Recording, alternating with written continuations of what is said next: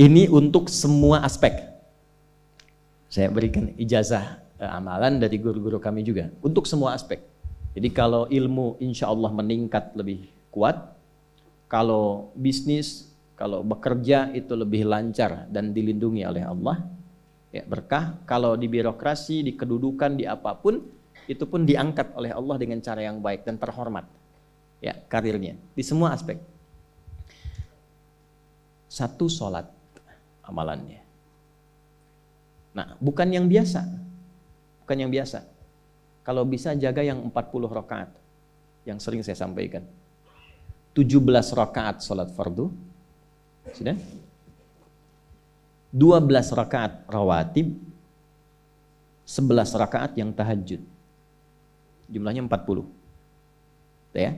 17 rakaat sholat fardu. Kalau ini wajib. Kalau wajib standar. Ya. Mau kaya, mau tidak, ya sholat 17 rakaat juga. Mau pintar, mau tidak, 17 rakaat juga. Jelas ya? Rumusnya 24, 4, 3, 4. Ya, itu ya. Nomor aksesnya. 24, 4, 3, 4. 2 subuh, 4 zuhur, 4 asar, 3 maghrib, 4 isya. Ya. Jangan sampai miskol. Kalaupun miskol harus khairayyarah. Ya, bukan syarrayyarah. Baik, pasti yang miskol muadzin. Allahu akbar, khairayyarah. Ya.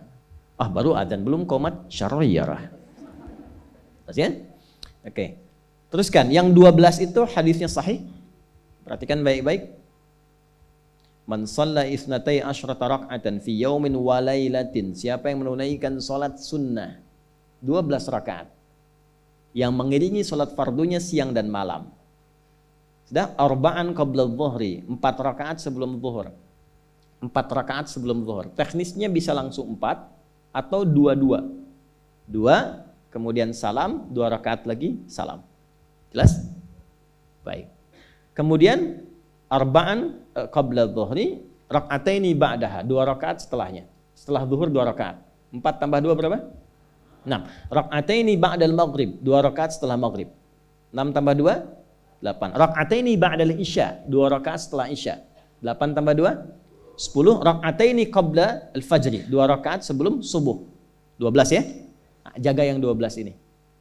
Jaga yang 12. Kalau sebelum zuhur tidak memungkinkan 4, misal sebelum zuhur, karena kasusnya bisa berbeda. Ada Ibnu Umar, Abdullah bin Umar radhiyallahu taala anhuma, menemukan kasus berbeda, seperti Anda di kantoran waktu singkat saat Ramadan, kan? Dapatnya cuma mungkin 2. Maka ada hadis dari Nabi sallallahu alaihi wasallam, riwayatnya Ibnu Umar. Qala au kama qala hafidtu an Rasulillah sallallahu alaihi wasallam 10 rakaat. Saya hafal dari Nabi 10 rakaat. Kalau tidak sempat sebelum zuhur 4, boleh 2. Nah, dari Ibnu Umar ini sebelum zuhurnya 2 rakaat. Sebelum zuhurnya berapa? 2 rakaat. Jadi kalau bisa 4, kalau tidak memungkinkan berapa? 2. Orang yang terbiasa 4, lalu karena kondisi tertentu dia mengerjakan 2, tetap dicatatkan oleh malaikat 4 jumlahnya. Dari mana dalilnya? Hadis. Idza maridal abdu aw safar kutiba lahu misla ma kana alaihi muqiman sahiha. Kalau seseorang sakit atau bepergian jauh atau dia sedang punya uzur syar'i seperti 2 hal tadi dan tak mampu melakukan amalan rutinnya seperti biasa, maka tetap dituliskan pahalanya sempurna seperti rutin dan mukimnya. Contoh, Ibu mohon maaf ya Bu ya, mohon maaf. Perempuan dalam keadaan suci, sholat subuhnya berapa rakaat? 2, ya 2 kan nggak mungkin 3 kan? Baik ya, 2 rakaat. Sholat qabliyahnya berapa rakaat? 2 rakaat. Baik. Setelah itu baca Quran nggak? Alhamdulillah. Misal 1 halaman, kan? Misal. Ibu kerjakan saat suci. Saat sedang tidak suci, masa haid tiba, sholat tidak? Tidak. Baca Quran tidak? Nah, kalau punya kebiasaan sholat, baca Quran, dan tiba masa haidnya, itu pahalanya tetap dituliskan sesuai kebiasaannya. Harus tahu itu. Makanya manfaatkan, karena kalau sudah tiba masa monofos, sama. Itu Allah tuh memberikan kemuliaan khusus. Makanya Bu, kalau ngaji dengan ustadz-ustadz tertentu, bikin kurikulum ngajinya fikih perempuan aja, gak usah jauh-jauh. Fikih perempuan. Keluarkan karena banyak pahala mengalir di dalamnya. Ya. Dan kadang-kadang saya suka bingung kalau bahas fikih rumah tangga itu kenapa yang tegang-tegang gitu. Sekarang fikih parenting sekarang tuh kayaknya menegangkan antara surga neraka aja tuh. Tanggung jawab suami, hati-hati dengan istri.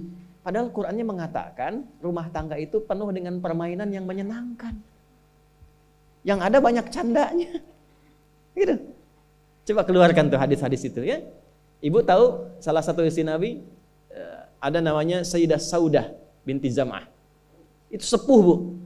Usianya sekitar 70 tahunan ke atas. Dan beliau, Nabi SAW bangunkan rumahnya, itu kamarnya di samping Sayyidah Aisyah, dekat situ. Dekat Raudah. Sepuhnya luar biasa, hobinya bikin makanan, masak. Satu kali ketika beliau sedang ngolah tepung, Nabi pulang, pas kemudian bagiannya Sayyidah Saudah binti Zam'ah datang sedang ngolah tepung, atau dalam riwayat atau kama hadas itu dicolek tepungnya, bermain bercanda, dicolekkan di keningnya, di kening istrinya. Nah, itu sudah sepuh, dicolekkan, masih bercanda, masih tertawa. Kalau bahasa kita masih panggil sayang gitu. Ini kapan kakek nenek masih bilang sayang dan canda. Ini penuh dengan demikian ya. Ini yang mau saya kembalikan tuh, ya nilai-nilai tadi. Jadi kembali ke sini, Bapak Ibu sekalian, kembali ke sini. Ya urutkan lagi, kita agak cepat masuk ke dalam pembagiannya. Detil pada pembahasan ini, satu sholat 40 rakaat. Sudah? Yang fardu sudah dalilnya, yang rawatib sudah, terakhir yang 11 rakaat yang sholat malam. Ya, 11 rakaat yang sholat malam. Nah ini 11 rakaat ini bisa warming up dulu 2 rakaat tanpa baca surat Al-Fatihah saja. Di Allahu Akbar langsung Al-Fatihah. Tidak pakai iftitah, tidak pakai surat selain Al-Fatihah. Allahu Akbar, ya, a'udzubillahi minasyaitonir rajim. Bismillahirrahmanirrahim. Alhamdulillahirabbil alamin sampai